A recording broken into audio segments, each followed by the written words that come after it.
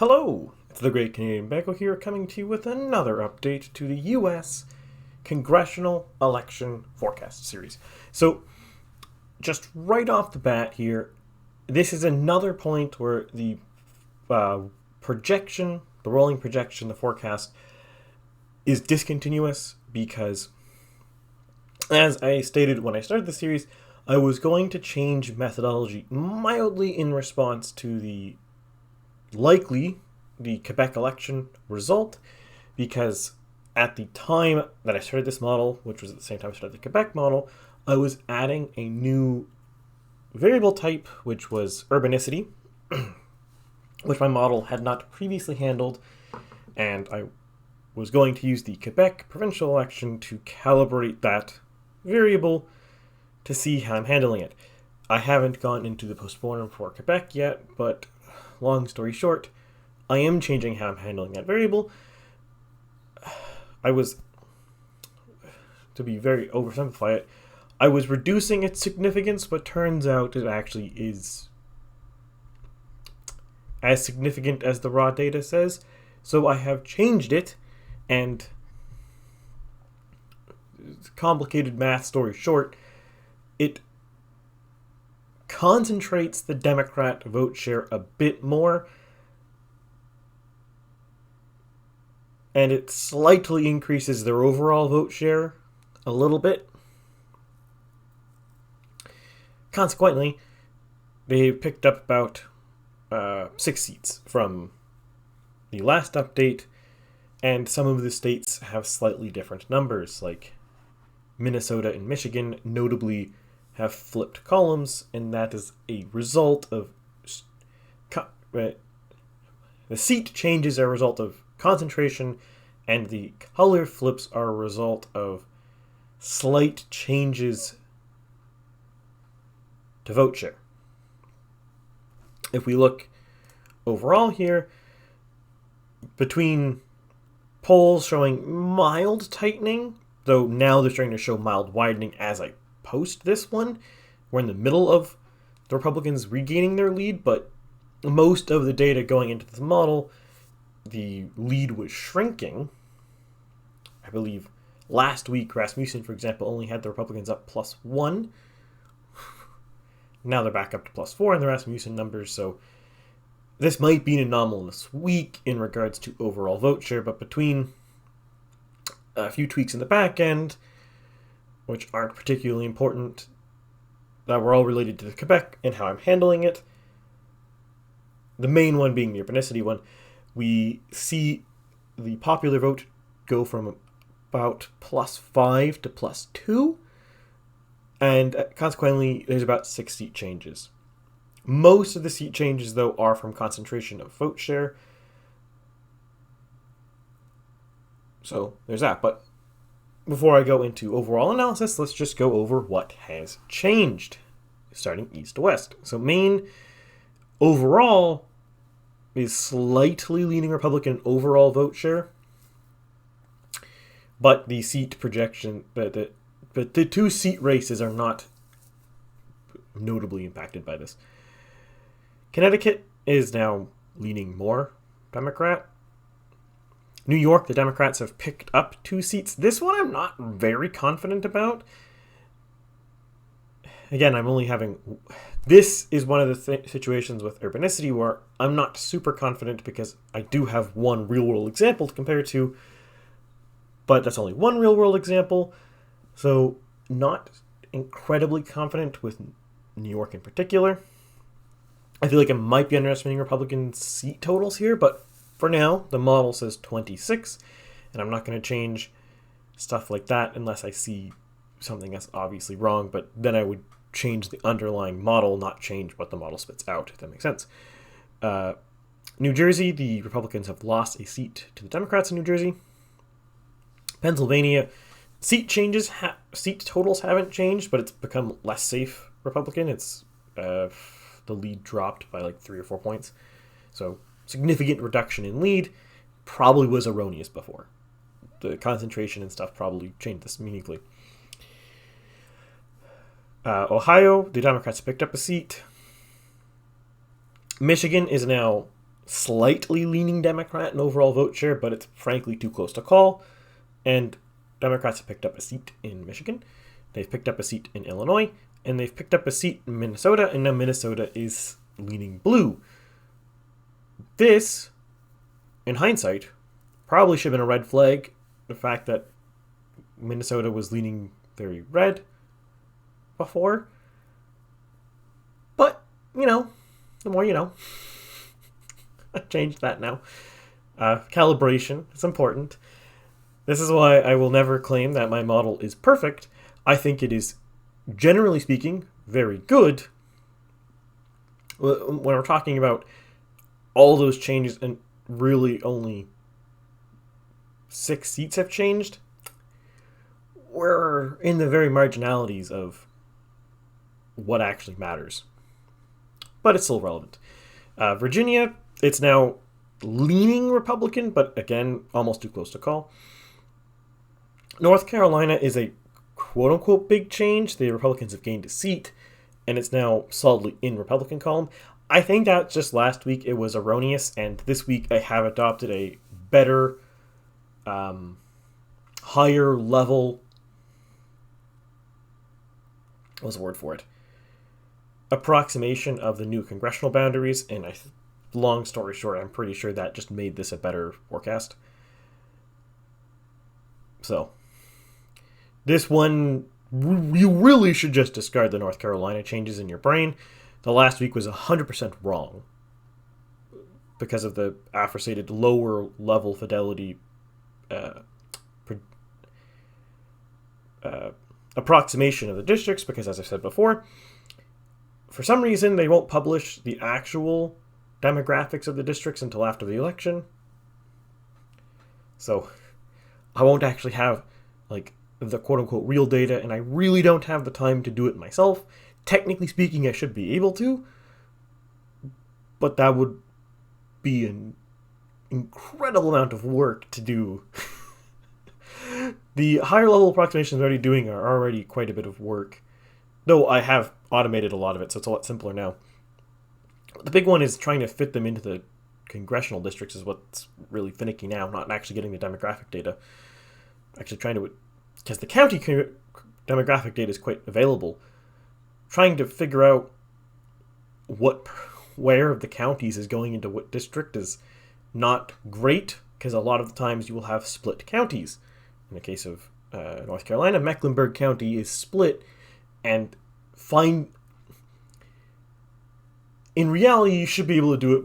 I could do it by precinct level, but that is far too much work for me to do. I just don't have enough time. Ideally, I would do it that way, but I have the next best thing. I won't go into details exactly how I do it because it's kind of irrelevant, but there's that. Tennessee here is now safer for Republicans, I guess. Kentucky, the Democrats are losing a seat. This one I'm a bit skeptical too. It's kind of like New York, where I feel like this one might be erroneous. The Democrats losing that seat, because I don't recall which city it is, but it's like the middle of a city in Kentucky, so I'm a bit skeptical on that one. But again, I'm also a bit skeptical on these Republican seats over here, so it's one of those things where I suspect if I have seat error here, it might cancel out on pro-Republican, pro-Democrat, because we only have 2 parties here. So I might be getting a bunch of seats technically wrong, but the overall totals probably be very, very similar to this right now. If trends continue and Republican lead keeps going up, well, maybe not. But for now, the lead seems to have constrained itself, but it might be expanding again. Moving forward over to Texas, the Democrats have lost another 2 seats there. Gained 2 seats. And out west, it's relatively flat. Arizona's a bit safer popular vote-wise, and the Democrats have lost a seat. California, the Democrats have gained a seat and gained vote share. Nevada is literally too close to call. I think right now my model is suggesting if we had 2020 turnout, which is definitely not going to happen, but if we had 2020 turnout numbers, I think it's in the realm of tens of, a lead of 10,000 votes for the Democrats or something like that.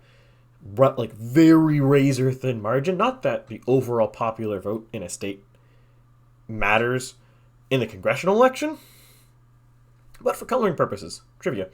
Oregon here, I'll get that in a second. Washington stayed the same. So I guess that was really quick. Oh no, we'll talk about Alaska real quick first. So yes, technically there is a Democrat incumbent now. I have updated the data for it in the back end. But realistically, barring the Republicans running bad candidates / not consolidating their vote, they should win.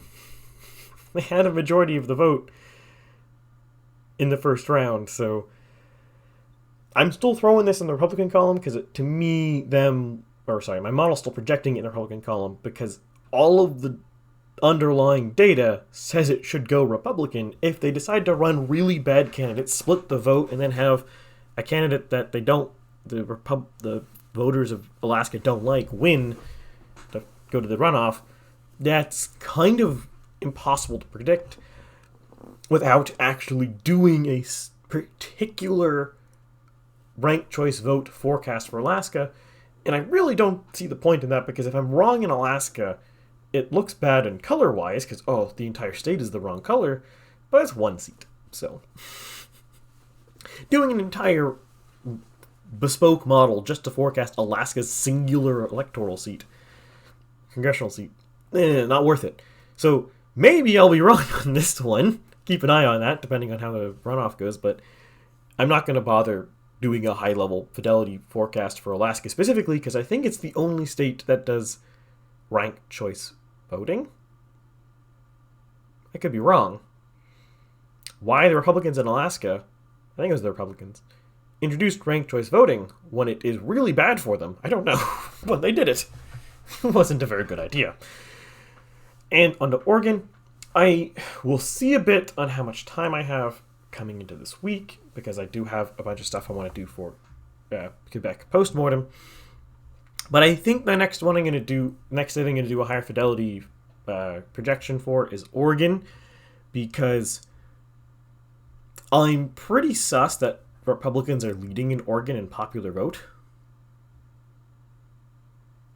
And I think I might be over forecasting one Republican seat one seat. Republicans are leading in one more seat than they should be. I think it probably should be 4-2 based off of what the districts are on paper. My very low fidelity forecast that I've had for a lot of these states, because it's really easy and really quick, I think this is one of the ones where that actually matters. And generally speaking, as I said previously,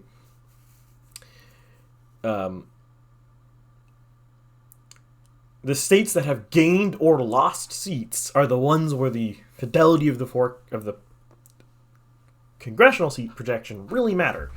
Ones like, for example, Iowa.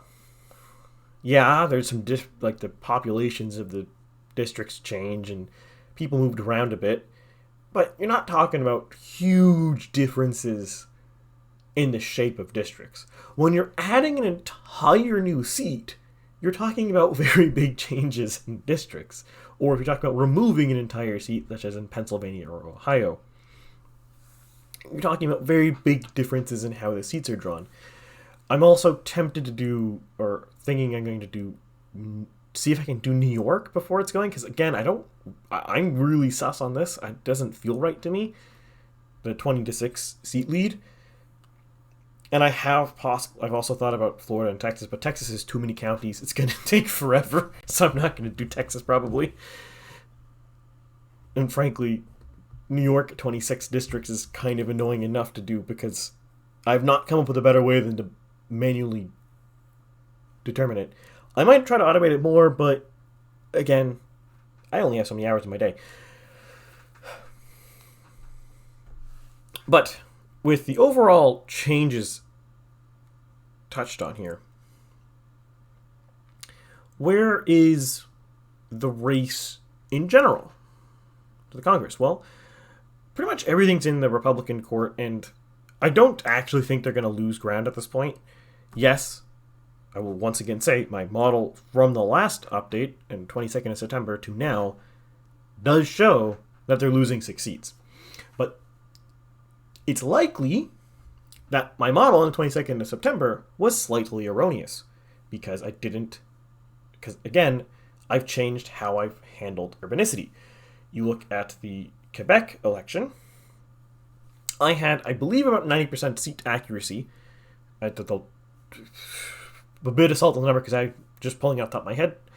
And if I change the urbanicity value to the one I currently am using and how I'm handling it to what is currently being used in this model, that increases my seat projection accuracy, just that one number change, from 90 to 93%. So,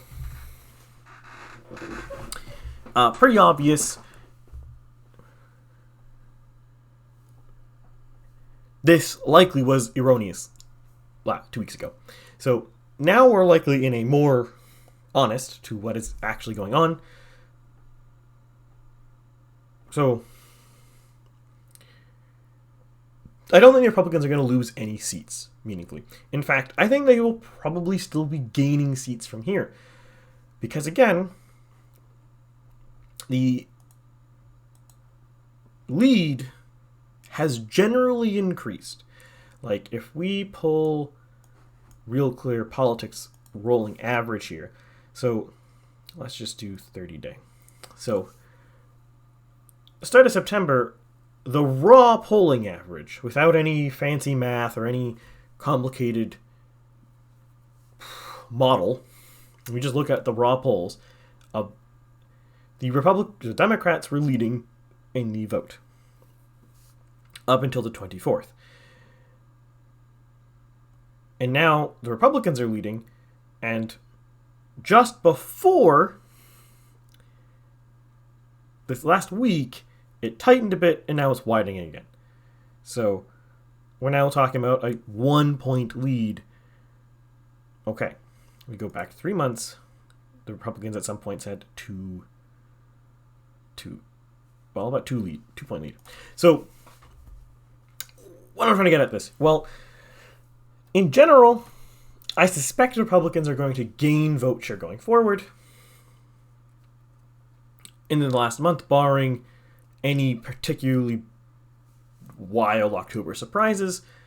But at October 9th, we're kind of getting past the point where October surprise would be impactful enough, especially since a lot of states have increased mail-in voting rules, or early voting rules. I don't think early voting has actually started yet in most states, but literally there's 50 different states, so that all do voting differently. So sue me for not knowing off the top of my head.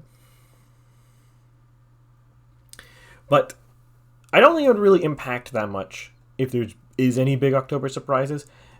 And with the economy starting to tank yet again, gas prices going up, heating prices going up, blah, blah, blah, blah, all that stuff. Inflation still running rampant, because this is the really bad one, actually, for the Democrats. With OPEC cutting production right now, it is very, very likely you are about to see the October inflation numbers, which will be the last ones before the election, effectively. And they're going to come out, and it's probably going to be a wild increase to inflation, because early this month, was it October 7th or 6th, OPEC announced a cut in production to keep prices at $100 a barrel. That's going to put into this last month surging inflation numbers, higher gas prices, worsening economic situation, likely will precipitate, wow, I can't speak, layoffs or job losses. Hard to say for the U.S. as a whole, but generally speaking, when fuel prices spike, you're going to see job losses as a result. Again, generalities. And this is going to be happening right into this last month here, and I think it will drive up the Republican vote share regardless of anything else. It might depress Democrats, but I don't really think it is, because, again, you look at polling, most Democrats are not their biggest issues, generally speaking, They don't consider inflation or the economic situation or gas prices as big concerns as the independents or Republicans do. So the actual core Democrat vote's probably not going to change massively, because their core issues are still generally a lot of the issues that are biggest with Democrats, such as the Dobbs decision, are still going to be the same. That's not changing. So I don't think this will likely meaningfully impact Democrat votes. What it likely will do is it will drive turnout for the Republicans. So if we pass up to here. So right now, I have Democrats at 48.6 and the Republicans at 50.8. I think it's very likely, if I were to project popular vote right now based off of previous elections, or like the actual raw votes, I don't typically do that because it's very difficult to project popular vote. It's very, very difficult. It's possible. You can definitely do it. Raw votes. You can definitely forecast raw votes, but it's not very easy because trying to forecast turnout is not trivial. There are ways you can do it, but I would bet quite a bit of money here that if I were to forecast turnout, the turnout right now likely is going to be very close to the turnout on election day for the Democrats. I think by October 9th here, I don't think you're going to see the Democrats lose many voters. What is going to happen going forward is if there's changes, it's going to be the Republicans gaining voters because core Republicans are turning out or independents are turning out to vote Republican in response to economic circumstances. And it's also very possible that in certain particular races, for governor, for Senate, you might see a drive in support based off of local campaigning. I think one of the reasons why Arizona's probably shifting slightly red here is I think it's Kari Lake is going to be driving turnout for Republicans in Arizona. I could be wrong on this one, but I suspect that is going to be the case.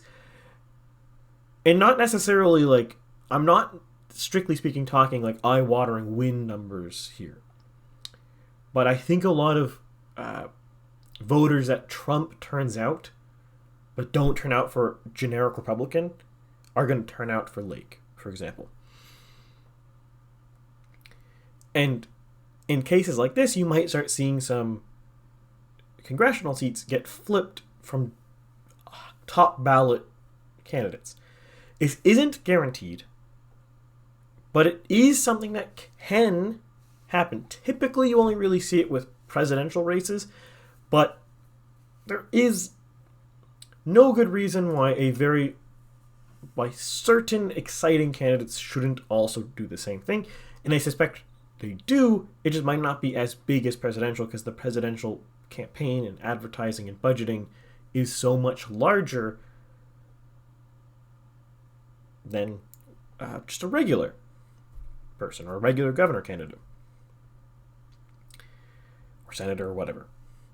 So we're in kind of this interesting scenario right here, or interesting situation right here, where this is probably the bottom end of possible Republican seat gains. If I'm correct, and it is, and the Republicans do end up trending upwards in the next about 30 days, I think you'll probably see them finish in the mid-240s. This would be a good midterm victory for the Republicans, but it wouldn't be the largest one, or even the most notable one in recent history. However, they are starting from a much better position from some of the biggest ones. I think 2010, the Republicans picked up 60 seats. However, they started off with, I think, 180. Getting above about 250 seats in Congress seems, historically, to be very difficult, especially in the last 30 years. So I think 250-ish might be the absolute ceiling for the Republicans if everything goes their way, which likely would require depressed Democrat turnout from right now. Whereas I think 234 might be their absolute floor, because that's really just to pick up 21 seats, so that barely anything. If the Republicans actually only picked up 21 seats in the House, it is very possible that the Senate might be tied, or only a one Republican seat lead. Now, yes, they are different races. They are literally different elections, though on the same ballot, but not every state is voting here. But generally speaking, the margin of victory in the House and the Senate in the midterms tends to be very correlated. Not always. There have definitely been circumstances, like 2018, where the Democrats gained seats in Congress and lost seats in the House. That can happen.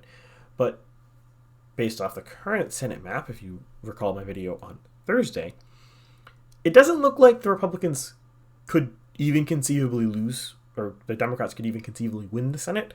They are only in a circumstance where they have their best case scenario is a flip of Arizona, not a flip, a hold in Arizona and Georgia right now, and that would put them at parity, because Nevada and Wisconsin are kind of out of contention at this point. Barring the polls being wrong, those states should be passed for Republicans, because they're generally, on average, over the last 20 years, they're just not been that big. The average polling miss is not that much in Democrat favor. In fact, the average polling miss is in the Republican favor. In other words, polls, on average, over the last 20 years, well, it's not quite an average, but whatever. My model forecasts typically the polls underestimate Republican vote share by like 1 to 2 points and overstate Democrat by maybe 0.5 to 1 points for a net change of maybe 2. Obviously, how the model actually handles that isn't literally the same. Like, I'm not just adding to the Republicans and subtracting from Democrats. That's not how the model handles it, or else if we pop back here, my model would not be currently sitting at 51, or sorry, plus 2, R plus 2. It should be, by the numbers I just told you, it should be sitting at like R plus 5 or something. No, that's because that's not literally how it works, but that tends to be how it goes. Just as if you look at the first round of the Brazilian election on October 2nd, the polls tended to understate Bolsonaro by 11 points. That doesn't mean you should add plus 11 to where he is. Be like, yep, that's what his vote share is going to be. It's a bit more complicated than that, but you generally get the picture by saying this. Republicans are typically underestimated in the polls, especially in the last 6 years. Or, actually, I think it's probably like the last 8 years, but regardless. Let's say 6. So it would be very shocking to see a Senate flip. Democrat.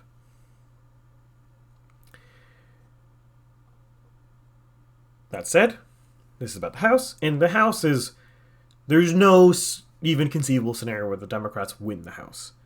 Parity would be impressive at this point, because a lot of these seats, yes, right now, the total is very similar, but a lot of the seats, there's not a lot that are within competitive distance to the Democrats. I think the total competitive distance at this point, they could probably get to parity in the House, which would be what?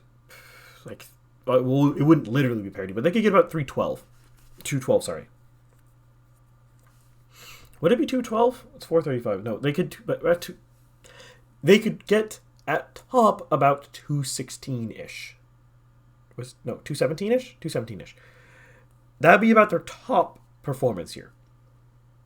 And that is likely not where they're going because, again, current trends, both in literal polling right now and also in just world events, should increase the Republican lead in the next month. Now, obviously, this is an election. A lot of things can happen. The Democrats could cut a devastating attack ad, or something wild could happen that we aren't expecting, or the oil prices could get cut because of a deal. In fact, actually, if Biden did manage to get OPEC to increase production before the midterms, that might actually really not only depress Republican turnout, but or probably more like independent turnout, but increase Democrat turnout because, look, he's fixing the problems. So that would be their best case scenario. The scenario where the Democrats maybe retain the House or maybe get close to parity in the House would be if the oil price issue is resolved and it looks like either the Democrat Congress / Senate or Biden himself proactively fixed the problem. If the problem is fixed and they can't really say, oh, look, we did this, that's not going to help them. But if they can proactively say, like, for example, if Biden can proactively say, I went to Saudi, I talked to them, and then the next day they announced they increased production. Like, something that really clear, that might help them and might salvage the House for them. But barring that, I'm expecting that as soon as the next inflation numbers are out, you're going to see, again, to go back to here, you're going to see the Republican lead of 0.9 probably increase another whole point, maybe Republican lead of 2 or 3 even, once the inflation numbers come out. Because again, when gas prices surge like this, that is a huge increase to the raw inflation number, how it's calculated. And that's going to look really bad. And it's going to be really obvious too, because gas prices are a thing that everyone can easily see, and it wildly affects the inflation rate. Because transportation is one of the largest things calculated by the Federal Reserve in inflation. So, the next number's out, which I think should be this week, if I'm not mistaken. Maybe it's already out and I missed it. But either way, once that's out, either if it's already been out or it's out this week, which I think it's out this week, that should precipitate possibly a rout in the Senate, if it's as bad as I think it's going to be. And next week, when I do another update for this next Sunday, I will address if I'm wrong, if it looks like I'm wrong on that. But if it's as bad as I think it's going to be based off of the surge in gas prices I've seen, it likely will. Because keep in mind, right, I'm not necessarily saying it's going to be higher than the previous inflation peak. What I think is going to happen is it's just going to show inflation's going back up again. And if inflation is trending upwards, even slightly, while the interest rates are skyrocketing, that is going to precipitate the rout. Because it's going to look like the Democrats are completely failing to a lot of lay people. Now, you could possibly argue, I would say probably fairly so, that this has nothing to do with the Democrats by themselves. And I would generally speaking disagree, because the U.S. could produce tons of their own oil, and it's not for complicated reasons that are largely to do with Democrat environmental policies. But at the same token, even if you accept that the U.S. couldn't increase production, which is a hard sell, it's very much the case that they are the government when this is happening, so they tend to get the blame for not being able to handle the problem, even if they didn't deserve it. Though in this case, since the U.S. could legitimately have increased oil production in the last 2 years, they would get a lot of the blame. And rightly so, frankly.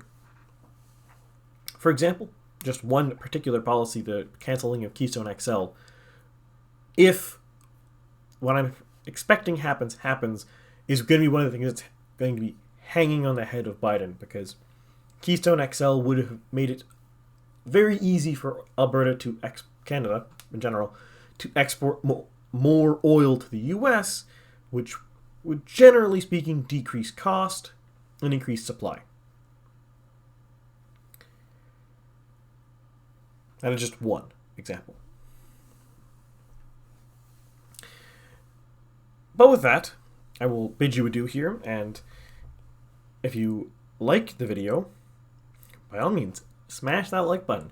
Comment below if you think I'm wrong, if you see something that looks crazy, or I don't know, maybe some estate somewhere has weird seed allocations or looks implausible, other than the ones I pointed out. Again, like, I guess if you want to argue that maybe I'm not actually overestimating the Republicans in Kentucky, or I'm not overestimating the Democrats in New York, by all means say it, but there's not much utility in saying, I think you're wrong in New York. I also think I'm kind of wrong in New York, but again, I'm not in the habit of changing what my model says. I'm going to change the model possibly, or either the underlying data or how I'm treating the data, but since I haven't done that, this is what it says. I'm not going to change that.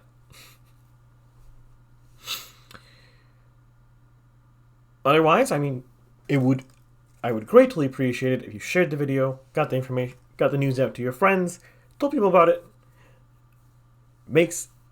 Really helps the growth of the channel and makes me feel good. And don't you want to do that? Don't you want to make someone feel good?